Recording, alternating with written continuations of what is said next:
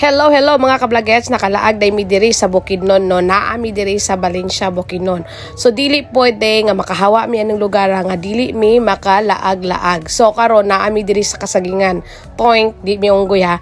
Kaning mga saging diri kani akong gitudlo, mao ni siya ang export. Evergreen ni siya nga saging. So gina-export ni sa laing country. Siguro himo nilang mga ketchup, di ba? Nindot kay siya tan-awon lapad kining kasagingan nila dinhi. O dili ra ko kita nga lain-lain din ni siya variety. O tanawa na yung mga kwan ang ilahang mga saging, ilang mga punuan. Chat, marara kong tutor. So mo ni ang ilang kasagingan. So nagpa-picture sa ta para natay remembrance. So ayan.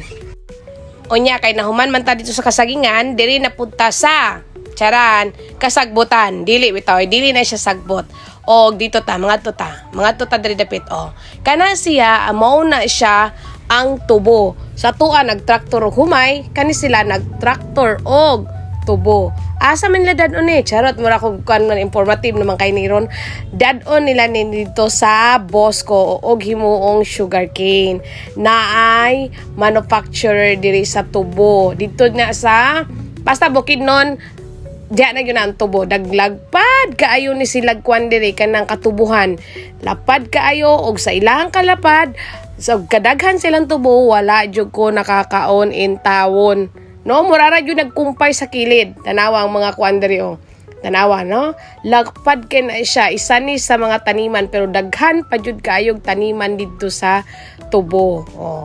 Og dili mahuman ang vlog kung walay picture.